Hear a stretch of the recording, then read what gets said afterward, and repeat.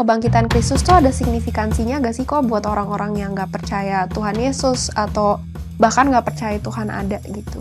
Kalau Tuhan Yesus mati di kayu salib, emang itu aja nggak cukup ya bagi kita sebagai orang percaya? Kenapa harus sampai Tuhan Yesus itu dibangkitkan? Salah satu yang dikatakan oleh Petrus adalah Tuhan Yesus itu tidak mungkin tidak bangkit.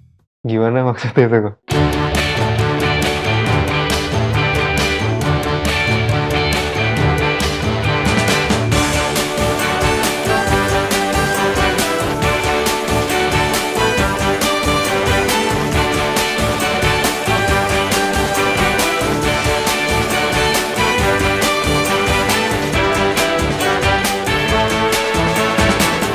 Jadi beberapa minggu lalu kan kita baru aja ngerayain Paskah kok. Dan Paskah itu sangat erat kaitannya dengan kebangkitan Kristus. Iya.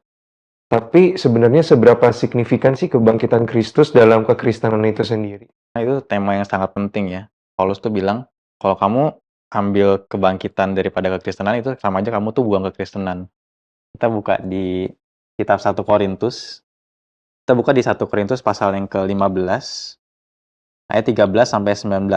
Kalau tidak ada kebangkitan orang mati, maka Kristus juga tidak dibangkitkan. Tetapi andai kata Kristus tidak dibangkitkan, maka sia-sialah pemberitaan kami. Jadi maksud Paulus adalah sia-sia orang yang memberitakan tentang Kristus. Sia-sialah ada hamba Tuhan atau pendeta yang memberitakan firman Tuhan, menyatakan tentang Kristus, karena itu akan jadi sia-sia kalau Kristus tidak bangkit. Itu poin yang pertama. Lalu poin yang kedua adalah sia-sialah juga kepercayaan kamu. Nah, jadi iman yang kita punya ini juga itu akan jadi sia-sia kalau misalkan Kristus itu nggak bangkit. Oke, selanjutnya ayat 15. Lebih daripada itu, kami ternyata berdusta terhadap Allah. Karena tentang dia kami katakan bahwa ia telah membangkitkan Kristus, padahal ia tidak membangkitkannya kalau andai kata benar bahwa orang mati tidak dibangkitkan. Nah, ayat 15 ini kita mendapati bahwa kalau misalnya Kristus itu nggak bangkit, maka kita salah menginterpretasi tentang Tuhan. Kita salah mengerti tentang Allah. Lalu poin selanjutnya, ayat ke-16, sebab jika benar orang mati tidak dibangkitkan, maka Kristus juga tidak dibangkitkan. Dan jika Kristus tidak dibangkitkan, maka sia-sialah kepercayaan kamu dan kamu masih hidup dalam dosamu. Nah, ini poin yang keempat, bahwa kita akan masih hidup di dalam dosa kita. Lalu yang selanjutnya, ayat 18, demikianlah binasa juga orang-orang yang mati dalam Kristus.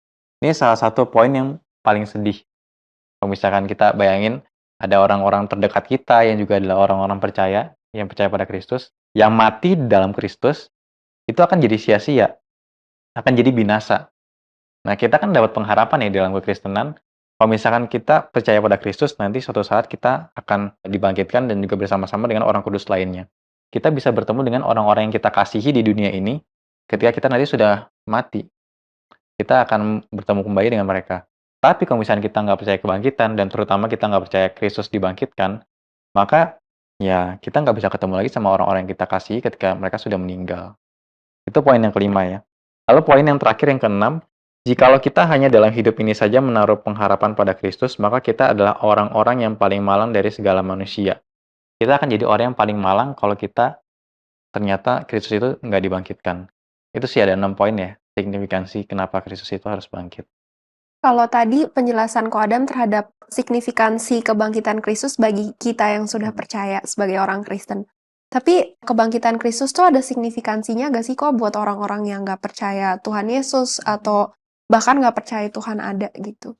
Signifikansinya adalah kita mesti lihat keterkaitannya antara kebangkitan sama kematian ya. Kita kan hanya bilang orang itu bangkit kalau misalnya orang ini sudah mati gitu. Orang yang hidup nggak akan kita bilang orang ini bangkit. Nah, signifikansinya adalah kita percaya ada kebangkitan, berarti kita percaya ada kematian daripada Kristus. Konsep kematian Kristus ini adalah konsep tentang penebusan dosa. Dan ini menjadi hal yang penting.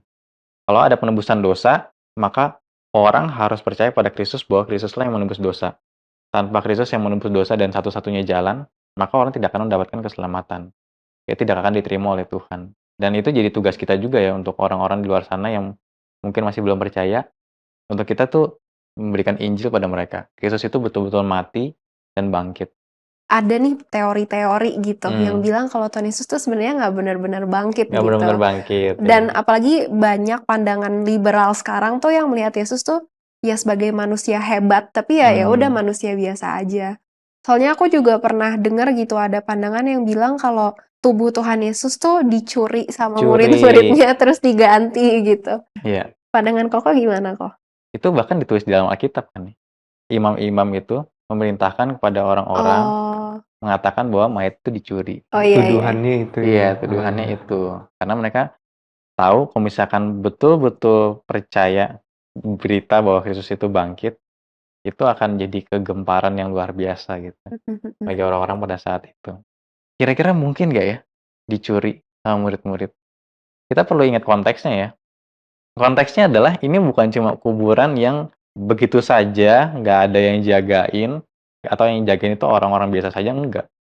Yang jagain di kubur Tuhan Yesus itu adalah orang khusus ditugaskan untuk jaga kubur. Tentara Romawi kan Iya. waktu itu. Berarti ini orang yang nggak sembarangan ditempatkan di posisi itu gitu. Maka ketika murid-murid yang bahkan mereka waktu Tuhan Yesus ditangkap aja lari, waktu Tuhan Yesus ini Iya. mau disalib aja mereka sendiri ketakutan. Terus mereka berani gitu datang ke kubur Tuhan Yesus, lawan nih penjaga-penjaganya, lalu Benar juga gulingkan. ya. Kan kayak nggak Iya. make sense kan ya? Iya, Benar, iya, benar. iya.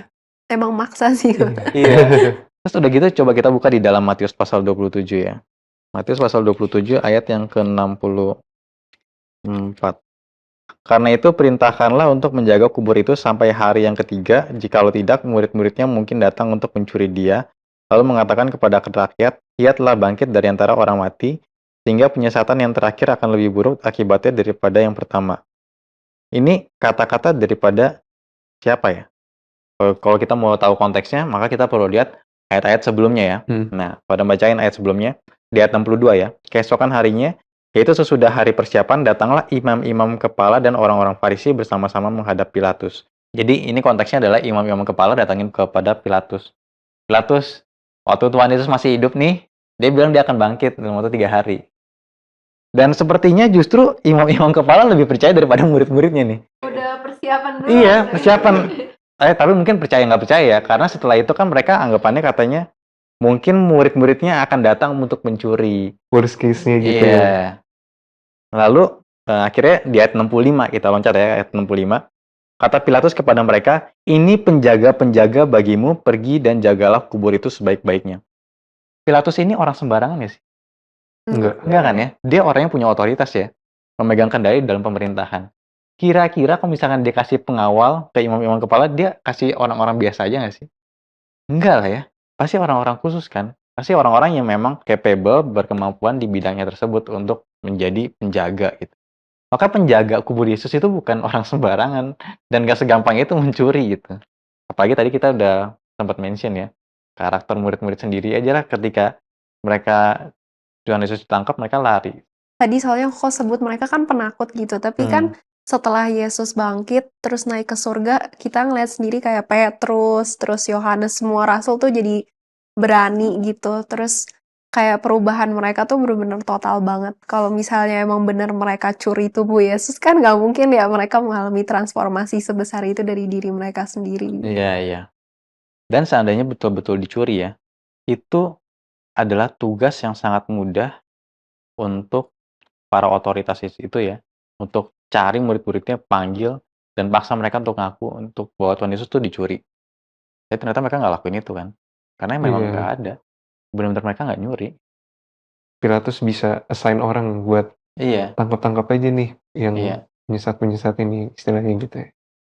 Ada satu film historical fiction bagus namanya judulnya Centurion.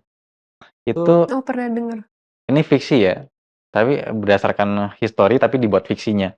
Itu adalah Centurion pada saat itu setelah Tuhan Yesus bangkit, itu ada pencarian terbesar sepanjang sejarah berdasarkan movie tersebut ya. Pencarian apa? Pencarian mayat Tuhan Yesus. Oh. Karena mereka berpikir ini dicuri. Jadi mereka cari segala macam cara untuk ketemuin mayat Tuhan Yesus, untuk ketemuin murid-muridnya. Itu ada satu rekomendasi film bagus juga sih buat ditonton. Walaupun itu historical fiction ya, tapi bisa sedikit menggambarkan, ya ini spekulasi ya, apakah betul-betul Centurion itu melakukan pencarian tersebut. Tapi itu jadi gambaran yang cukup bagus sih. Terus juga ada pandangan juga yang bilang kalau pas disalib itu sebenarnya bukan Tuhan Yesus, itu ditukar sama orang lain. Kayaknya itu agak sulit ya untuk terjadi ya, Kenapa sulit terjadi? Karena bukan kesulitan untuk digantikan ya, walaupun itu pasti sulit juga karena itu dikawal ya. Khusus dikawal ada orang-orang yang sungguh-sungguh memperhatikan Tuhan Yesus ini dari semenjak ditangkap, lalu sampai di pengadilan, lalu sampai akhirnya dia dicambuk, sampai mati di atas kayu salib, itu ada orang-orang Romawinya di sana yang bertindakan. Lalu selain daripada itu ya, selain konteks zaman pada saat itu, konteks pengawal pada saat itu, konteks orang Roma pada saat itu, kita juga bisa melihat karakter daripada Tuhan Yesus. Ketika dia di atas kayu salib, kata-kata apa yang diucapkan? Apakah itu konsisten dengan pengajaran dia? Oh Apakah iya. itu konsisten dengan natur dia sebagai anak Allah? Kalau misalnya itu bukan Tuhan Yesus, pasti beda. Nggak mungkin ada 7 perkataan salib yang sama yang diberikan kalau itu bukan Tuhan Yesus. Apalagi kata-kata sebelum mati itu biasa udah nggak ke-filter lagi gak sih? Bener-bener Iya, mencerminkan diri kita iya. yang sebenarnya. Itu kan di dalam penderitaan ya. Iya, penderitaannya juga Bah. udah dicambuk, habis itu disalib juga Iya, bentuk eksekusi paling mematikan di dunia. betul, betul, betul. Makanya Iya. Pendeta Jimmy kan sempat bilang, di atas kayu salib itu Tuhan tuh betul-betul menunjukkan kasih yang sangat besar dan kata-kata yang sangat agung.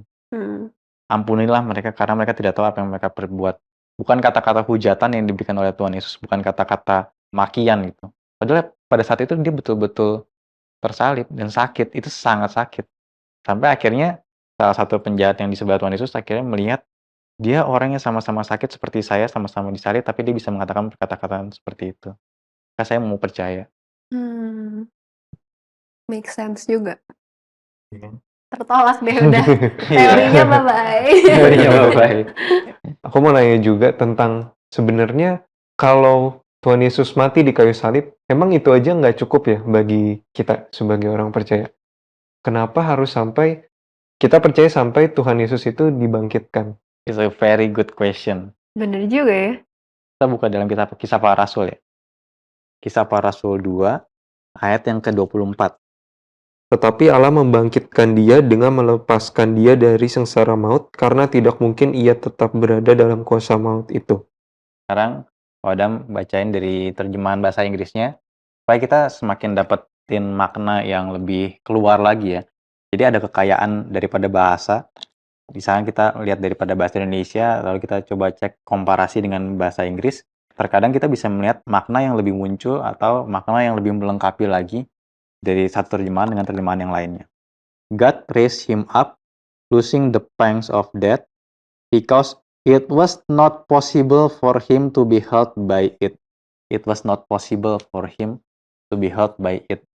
Jadi di sini konteksnya adalah khotbahnya Petrus. Setelah Pentakosta, Roh Kudus turun, Petrus itu berkhotbah kepada orang banyak. Dan setelah itu ada 3.000 orang yang percaya. Dan di dalam khotbahnya itu, salah satu yang dikatakan oleh Petrus adalah, Tuhan Yesus itu tidak mungkin tidak bangkit. Tidak mungkin Tuhan Yesus itu tetap berada di dalam cengkeraman kuasa maut. Itu nggak mungkin. Gimana maksudnya itu kok? Kenapa nggak Tapi mungkin? kenapa iya ya? Iya, kenapa nggak Kenapa nggak mungkin? mungkin ya? Heeh. Oke, sekarang pertanyaannya adalah, kalian tanya balik dulu coba ke Stephen. Menurut Stephen, kematian itu satu hal yang natural, alamiah, dialami oleh setiap manusia apa enggak? Kalau ngelihat dunia sekarang, maksudnya nggak ada manusia yang nggak mati gitu. Jadi itu satu hal yang natural ya, semua orang juga pasti akan mati gitu ya. Iya. Oke, kalau Tania? Ini maksud pertanyaan Koko tuh sebelum atau sesudah manusia jatuh ke dalam dosa kok? Sebelum. Jadi waktu Tuhan menciptakan manusia, pertama Oh. kali apakah Tuhan itu menciptakan manusia pada suatu saat pasti akan mati? Oh, enggak. Enggak ya? Heeh. Jadi Tuhan itu menciptakan manusia pada dasarnya itu pasti baik ya, dan bukan ada kematian. Kematian itu ada setelah manusia jatuh ke dalam dosa, gitu ya. Nah, ini ada satu prinsip yang dinamakan law of death. Nah, ini kalau ada mendapat dari satu teolog namanya R.C. Sproul. Nah, dia mengatakan ada yang namanya law of death atau hukum mengenai kematian. Yaitu apa? Kematian itu bukan satu hal yang natural di dalam diri manusia. Maksudnya apa? Kematian itu bukan satu hal yang pada dirinya ketika diciptakan manusia pasti akan mengalami kematian. Tidak. manusia mengalami kematian itu setelah adanya dosa yang masuk ke dalam diri manusia.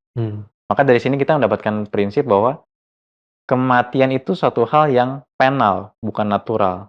Kematian itu adalah satu hal yang hukuman, bukan satu hal yang alami daripada diri manusia. Jadi prinsipnya, kalau orang tidak berdosa maka dia tidak mati. Nggak mati. Ya. Kalau misalkan orang berdosa maka dia mati. Maka di Alkitab dikatakan upah dosa ialah maut, gitu kan ya. Nah, sekarang kita koneksiin kepada Kristus. Kristus itu berdosa apa enggak? Enggak. Enggak ya? Kalau gitu Kristus mati enggak? Harusnya enggak. Harusnya enggak. Tapi mati. Tapi mati. Tapi kita tadi dapetin gambaran, dapat prinsip bahwa orang berdosa itu mati. Tapi Kristus nggak berdosa. Tapi dia mati. Kenapa ya? Karena kasih mungkin. Karena kasih? Bukan. Karena dia ngegantiin kita yang berdosa. Atau lebih tepatnya lagi kita bisa bilang, karena Kristus pada saat itu dia menanggung dosa. Tetapi dia pada diri sendiri tidak berdosa. Tapi dia menanggung dosa manusia. Sehingga pada saat itu dia menerima hukuman maut. Tapi setelah penebusan dosa selesai, dia bangkit. Karena dia nggak berdosa, maka dia harusnya hidup. Ya sekali lagi, law of death, kematian muncul karena ada dosa. Tidak ada dosa, maka harusnya tidak mati. Maka itulah daripada itu Kristus itu bangkit. Setelah Kristus mati di atas kayu salib, lalu dia menerima hukuman maut itu, kuasa maut tersebut, tetapi dia bangkit, menyatakan dia itu tidak berdosa. Nah, sekarang kita coba bayangin ya, kalau misalnya kita jadi orang Kristen, kalau kita nggak percaya Kristus itu bangkit, maka kita bisa percaya bahwa Kristus ini bukan adalah manusia yang tidak berdosa. Berarti Kristus berdosa. Lalu buat apa kita menyembah Tuhan yang berdosa? Berarti dia bukan Tuhan. Bukan Tuhan. Lah kalau dia sama-sama manusia berdosa, kenapa kita sembah? Berarti kita menghujat Tuhan. Maka di sinilah intinya kenapa dikatakan sia-sialah pemberitaan firman Tuhan, sia-sialah iman kita, sia-sialah kepercayaan kita. Semua daripada kita pasti mati dalam dosa kita, semua pasti akan binasa. Dan kita adalah orang yang paling malang. Karena kita percaya pada satu hal yang bohong.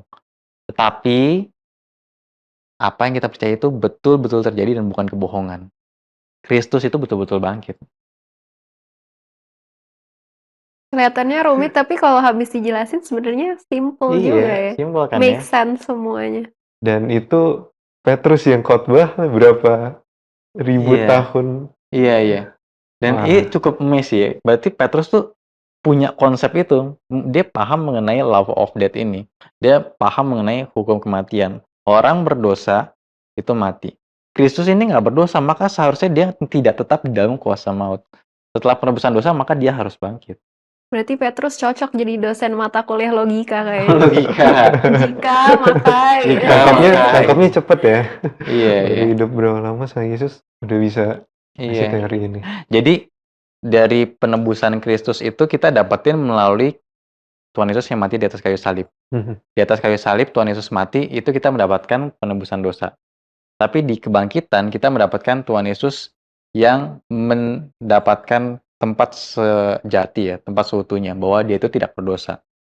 Di dalam kematian Tuhan Yesus menebus dosa, dalam kebangkitan Tuhan Yesus menyatakan dirinya itu tidak berdosa dan tidak dicengkram oleh kuasa maut.